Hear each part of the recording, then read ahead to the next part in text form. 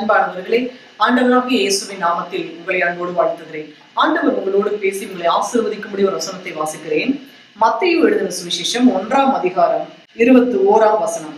அவள் ஒரு குமாரனை பெறுவாள், அவருக்கு இயேசு என்று பெயரிடுவாயாக, ஏனெனில் அவர் தமது ஜனங்களின் பாவங்களை நீக்கி அவர்களை ரட்சிப்பார் என்றார்.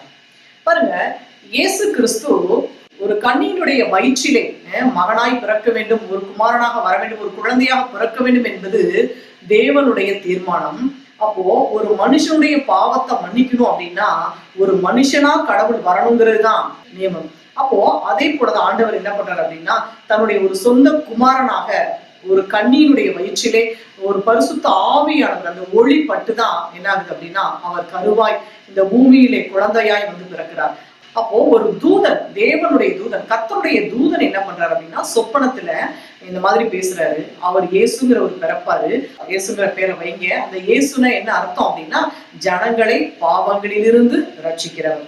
அப்போ மனுஷன் செஞ்ச பாவத்துக்கு கடவுள் மனுஷனா வந்து அந்த பாவத்தை மன்னிக்கணும் அப்படின்றது. அப்போ இன்றைக்கும் கூட எவ்வளவோ ஜனங்களுடைய பாவங்களை யாரெல்லாம் இயேசுவை நம்பி விசுவாசித்து இயேசுவே என் பாவங்களை மன்னியும் என்று கேட்கிற எத்தனையோ பேர்களுக்கு ஆண்டவர் பாவங்களை மன்னித்து அவர் ஜீவனுள்ள தேவனாய் வெளிப்பட்டு இருக்கிறார். பாருங்க, உதாரணமா ஒரு வசனத்தை வாசிக்கிறேன். அதே மத்தேயு எழுதின சுவிசேஷத்துல வந்து பாத்தீங்கன்னா 9ஆம் அதிகாரம் 6ஆம் வசனம். பூமியிலே பாவங்களை மன்னிக்க மனுஷகுமாரனுக்கு அதிகாரம் உண்டு என்பதை நீங்கள் அறிய வேண்டும் என்று சொல்லி திமிர்வாதக்காரனை நோக்கி, நீ எழுந்து உன் படுக்கையை எடுத்துக்கொண்டு உன் வீட்டுக்கு போ என்றார். பாருங்க, இயேசு கிறிஸ்து பூமியில் உள்ள மனுஷங்களுடைய பாவங்களை மன்னிக்கிறதுக்காக தான் இந்த பூமிக்கு வந்தாரு. அதுல பாத்தீங்கன்னா எவ்வளவோ காரியங்கள் சொல்லலாம். பாவத்தை மன்னிக்கிற அதிகாரம் இயேசு கிறிஸ்துவுக்கு உண்டுங்கிறத நீங்க நம்பணும் அப்படின்னு சொல்றாரு. சொல்லிட்டு என்ன பண்றாரு அப்படின்னா, ஒரு திமிர்வாதக்காரங்க ஒரு கை கால் வராம கட்டிலோட படுத்து கிடக்குறாங்க.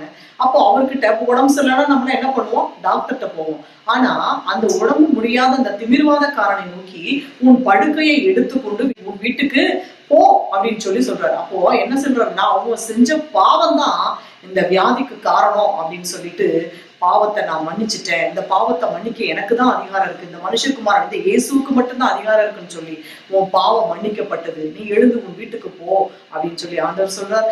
அவனும் எழுந்து துள்ளி குதித்து அவன் வீட்டுக்கு போனான். பிரியமானவர்களே, இன்றைக்கும் கூட நீங்கள் செய்த ஏதோ ஒரு பாவத்தின் விளைவாக சில வியாதிகள் உங்களுக்கு வந்திருக்கலாம். சில பாவத்தின் காரணமாக உங்கள் குடும்பத்திலே சில சம்பவங்கள் நடந்திருக்கலாம். ஆனா அதெல்லாம் இன்னைக்கு நினைச்சு யோசித்து பாருங்க, இதெல்லாம் ஏன் வந்துச்சு, இதெல்லாம் ஏன் நடந்தது அப்படின்னு பாத்தீங்கன்னா முன்னோர்கள் செய்த பாவங்களா இருக்கலாம். இன்றைக்கு நீங்கள் ஆண்டவரிடத்திலே மனம் திரும்பி, ஆண்டவரே எந்த பாவமா இருந்தாலும் என்னுடைய குடும்பத்துக்கு அதை மன்னிங்க, முன்னோர்கள் செய்த பாவத்தை மன்னிங்க, நாங்க செய்த பாவங்களை மன்னிங்க, இருக்கக்கூடிய எங்க பிள்ளைகளை, எங்க சந்ததிகளை, எங்க குடும்பத்தை நீங்க ஆசீர்வதிங்கன்னு சொல்லி நீங்க மனம் திரும்பி ஆண்டவரிடத்திலே விட்டு கொடுத்து நீங்கள் ஜெபிப்பீர்கள். ஆனால் நிச்சயமாகவே உங்கள் மேல் இருக்கக்கூடிய எல்லா பாவங்களையும் நீக்கி இயேசு கிறிஸ்து உங்கள் குடும்பங்களை இருக்கிற உங்களை கர்த்தர் நிறைவாக ஆசீர்வதித்து உங்களை மேன்மைப்படுத்துவதற்கு அவர் சர்வ வல்லமையுள்ள தேவனாய் இருக்கிறார். நாம் ஜெபிப்போம். ஸ்தோத்திரம் ஆண்டவரே, உமக்கு நன்றி செலுத்துகிறோம் சுவாமி. ஆண்டவரே, அப்பா, ஆண்டவரே இயேசு கிறிஸ்து இந்த பூமிக்கு ஆண்டவரே மனுக்குலத்தினுடைய பாவத்தை மன்னிப்பதற்காக வந்தீர். ஆண்டவரே, இதை எத்தனை பேர் விசுவாசித்து ஆண்டவரை ஏற்றுக்கொள்கிறார்களோ அனைவருடைய பாவங்களையும் மன்னித்து நீர் அவர்களை ஆசீர்வதிப்பதற்கு நீர் சர்வ வல்லமையுள்ள தேவனாய் இருக்கிறீர். ஆண்டவரே, ஒரு திமிர்வாதக்காரனை நோக்கி நீ எழுந்து உன் படுக்கையை எடுத்துக்கொண்டு உன் வீட்டுக்கு போ என்று சொல்லும் பொழுது அவன் அப்படியே பாவங்கள் மன்னிக்கப்பட்டவனாய் வீடு திரும்புகிறான். ஆண்டவரே, ஆமாண்டவரே, இன்றைக்கும் கூட இதை பார்த்து கொண்டிருக்கிற கேட்டுக்கொண்டிருக்கிற இந்த நேரத்துல என்னோடு இணைந்து ஜெபிக்கிற உம்முடைய எந்த பிள்ளைகளையும் தகப்பனே நீர் அவர்கள் பாவங்களை மன்னித்து அவர்கள் அக்கிரமங்களை நீக்கி தகப்பனே நீர் அவர்களுக்கு சமாதானத்தையும் விடுதலையும் ஐக்கியத்தையும் சமாதானத்தையும் நீர் கொடுத்து ஆசீர்வதிக்க வேண்டும் என்று சொல்லி நாங்கள் ஜெபிக்கிறோம் சாமி. அவர்கள் பாவங்களை கர்த்தர் நீர் முற்றிலும் மன்னிப்பீராக. அவர்கள் செய்த எல்லா பாவங்களையும் மன்னித்து எல்லா அக்கிரமங்களையும் நீக்கி கர்த்தாவே நீர் அவர்களை ஆசீர்வதிக்க வேண்டும் என்று சொல்லி நாங்கள் ஜெபிக்கிறோம் சாமி. ஒரு நல்ல இளைப்பாறுதலை கொடுப்பீராக. ஆண்டவரே, அவர்களுக்கு நல்ல இளைப்பாறுதலை என் ஜீவனுள்ள தகப்பனீர் கொடுப்பீராக ராஜா. இளைப்பாறுதலை கொடுத்து சமாதானத்தை தந்து இயேசுவே நீர் உங்களுடைய ஜனங்களை நீர் ஆசீர்வதிக்க வேண்டும் என்று சொல்லி நாங்கள் ஜெபிக்கிறோம் சுவாமி.